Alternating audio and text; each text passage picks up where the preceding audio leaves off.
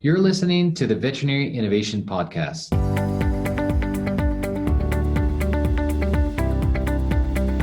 You're listening to the Veterinary Innovation Podcast. My name is Sean Wilkie, and along with my awesome co-host, we interview the innovators in this space every week.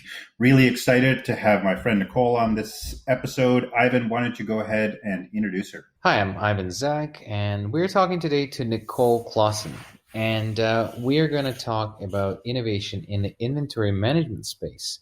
Nicole is a founder of a very interesting network. It's a Veterinary Inventory Strategy Network, which I discovered just yesterday, and I found lots of great information on it. She's the owner of Veterinary Care Logistics, which from what I know, is Consultancy. Is that right, Nicole? Mm-hmm. And then she has a Lean Six Sigma Green Belt, which I love. I'm big on the Lean. And on the personal side of things, she likes traveling, snorkeling, reading, gardening, and swimming. And she's a big fan of ocean and nature documentaries. Welcome to the show, Nicole. Thanks for finding the time to connect with us. Yes, thank you so much for having me. I'm honored, so I really appreciate it. So I want to tell you why I'm excited. So through all kinds of software and innovation that I'm monitoring in the veterinary market, there's been a lot of little apps and softwares and that replace certain parts of PIMS. And, I built SmartFlow, so that kind of replaced the whiteboard, and we focused just on that and that's why it's so amazing, because we did one thing. And then there is appointment booking apps, and then there's all kinds of segments of PIMS that were taking it out of PIMS, and I see the future of the veterinary medicine. At some point, it's being sort of pulled apart system sitting on the top of a big database. That's how I see the world. Sure. And there's two things that I think that no one ever took outside of PIMS and as a separate model. And I think that, actually maybe three. So the medical records, just the medical records themselves without anything else. Calendar, the one that kind of connects with HR as well. So that I think is another opportunity. And inventory, because all PIMS suck at inventory. There's not a good PIMS. So it's not exclusive. I'm not saying any names of the PIMS, but it's a broad, they all suck. Yeah. Yeah. So that's why someone like you with a passion about it is so necessary for our industry. And when I joined your network, I just looked at it and I said, oh my God, there's people that connected on this specific. You created, from marketing perspective, if you look at it, you created a tribe around a very specific topic. And, some people that are not passionate about inventory, if you'll say, we're going to talk about inventory, and half of people go, oh no, and they want to leave the room. But there are people that know about it because it's hard and there's so much opportunity. If you think about our time in the veterinary industry right now and the opportunity in the consolidation space, if you do it right, you can increase your EBITDA, and I know that from stats from some consolidators, up to 1 or 2% of EBITDA up just by managing inventory correctly. So super interesting, because I'm working with consolidators in my new gig, and I want to learn more about it and actually connect with you after the show as well. But can you tell us more about the network, how it started, and what drove you to create this network? And before you do that, have you ever met anybody that's been more excited about inventory than Ivan? There's a whole network of them. There's a whole network, man. It is my favorite thing when I come across somebody who's just as passionate about inventory as I am. So it's super exciting. So the Veterinary Inventory Strategy Network is basically a group or network and community of either inventory managers or veterinary professionals who are tasked with managing inventory.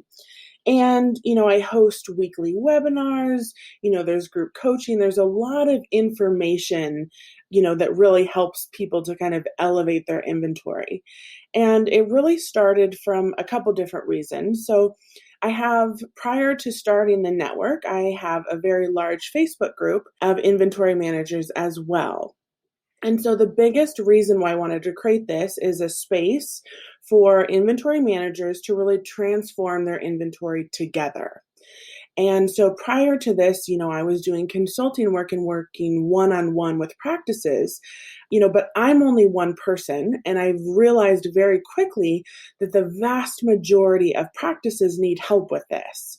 And so I was like, there's no way I could help every practice that I want to.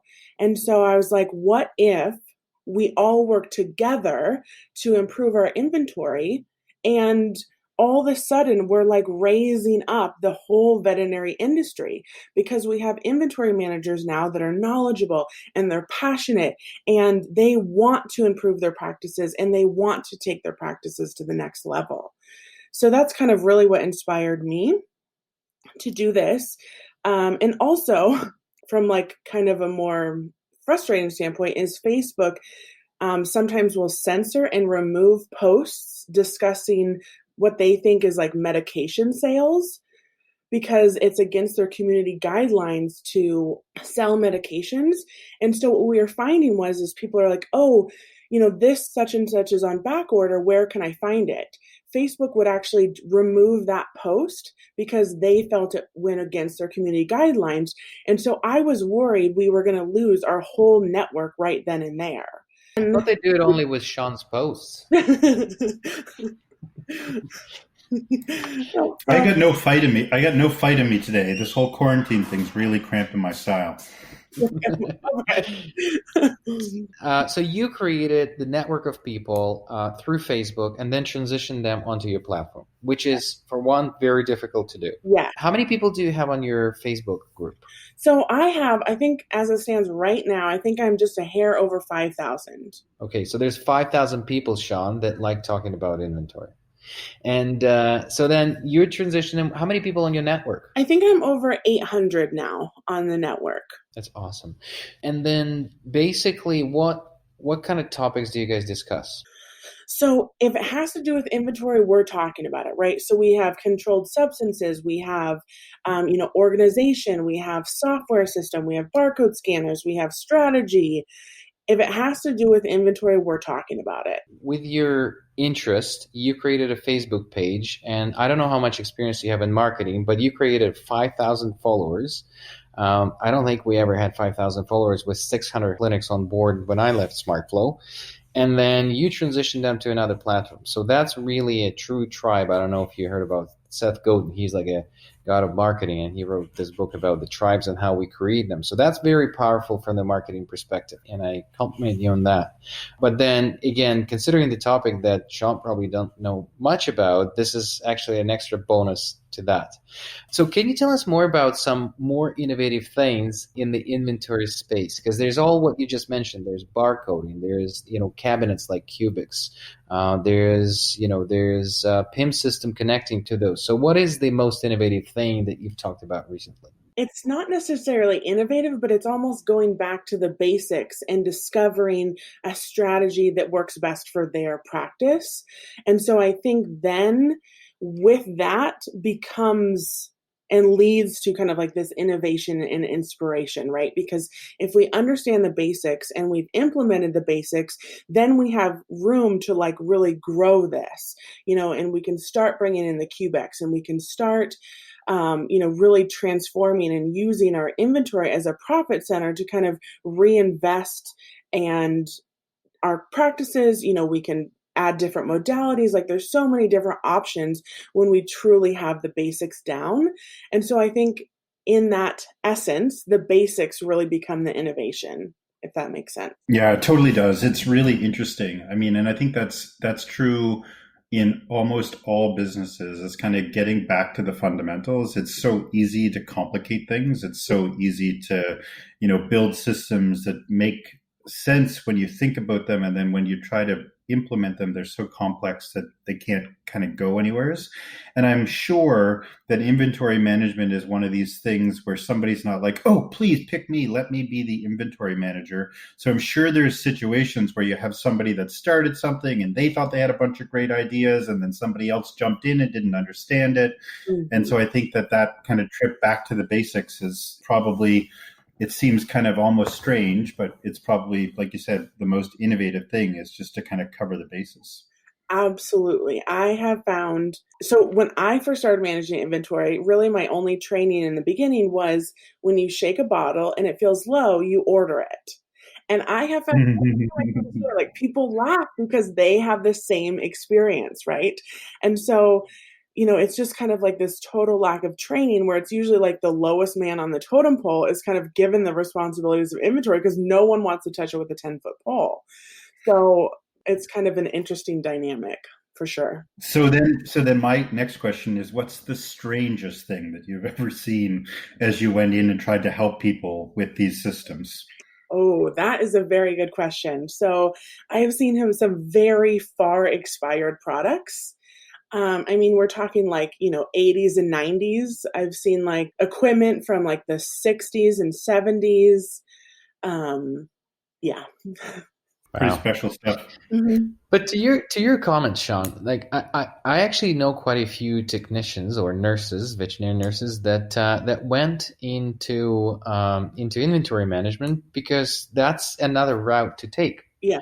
And basically, if you're because the veterinary technician is a sort of a dead end career, and at some point you've wrestled enough dogs, squeezed enough anal glands and held enough dogs, and ran enough anesthesia that you don't want to do it anymore, and where to pivot. So I think it's actually a great route because this is something that people take on with passion, Yeah. and then if they find someone like Nicole, they can actually talk about it and invent more in that space because you really want some sort of avenue to go from the technician position. Do you find, Nicole, a lot of people that choose that route and help in the clinics after they've been at tech for a while? Yeah, so I have quite a few people who have actually kind of accidentally stumbled on inventory and they found like their really true passion in it.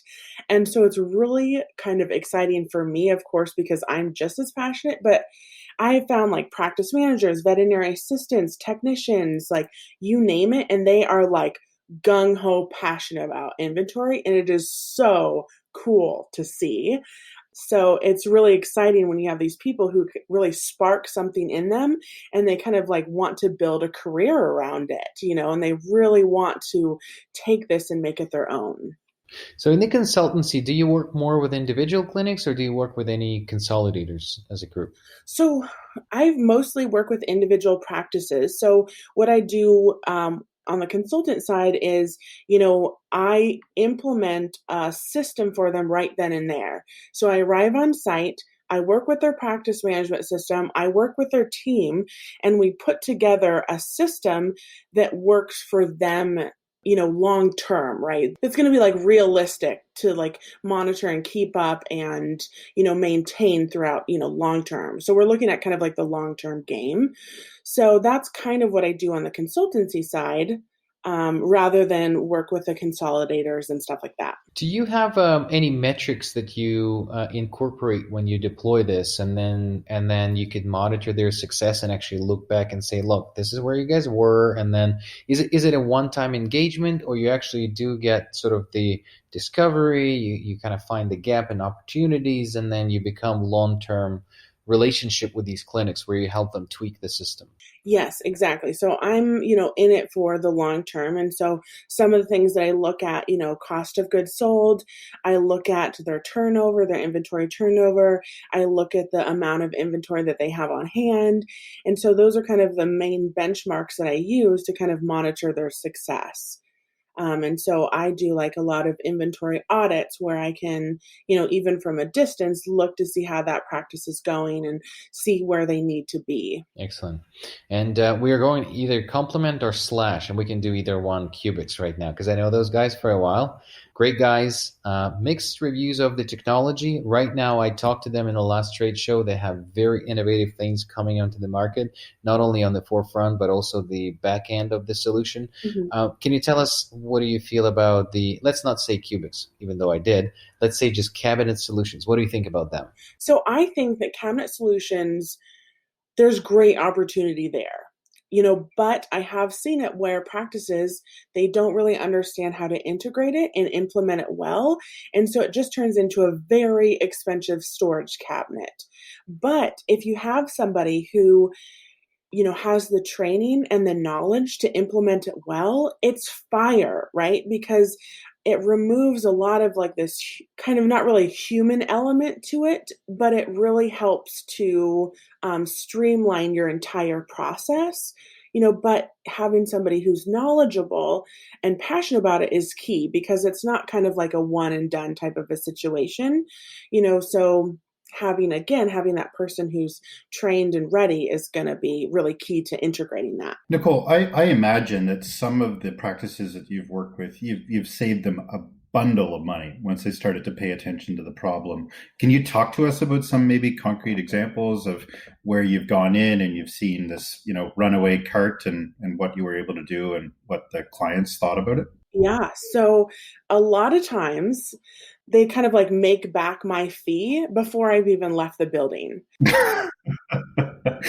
That's a good ROI. That's my new sales pitch. Before I leave the building, you're going to make your money back. Right. So whether that's phenomenal. Food, so I'm just letting my nerd flag fly, but I love prescription food rooms, right? Like get me in a prescription food room and I'm going to organize that baby, right?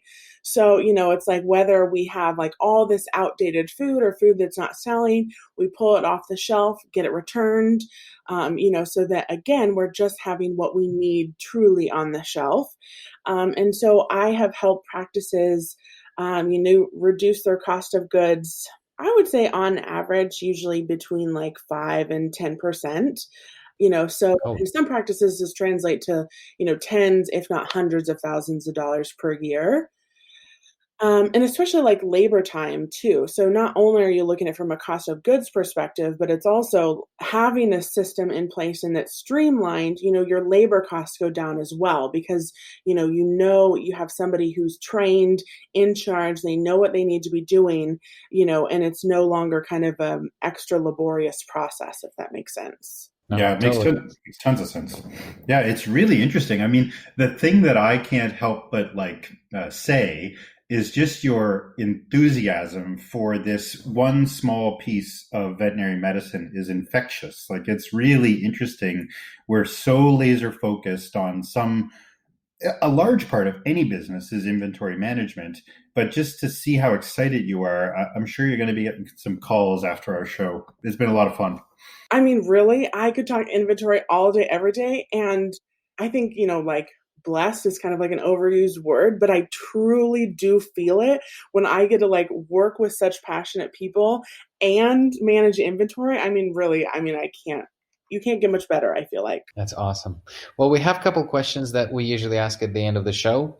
And is there a book, a TED Talk, the YouTube video, or anything that you listened, saw, or read recently that you would recommend to our listeners? So I am an avid reader. And so I'm reading right now, it's called The Success Principles by Jack Canfield. Love it. It's a great, fantastic book. I also love anything by Simon Sinek, Start With Why, any of those books, and Brene Brown. I'm loving the work she's doing on courage and vulnerability right now. That's awesome.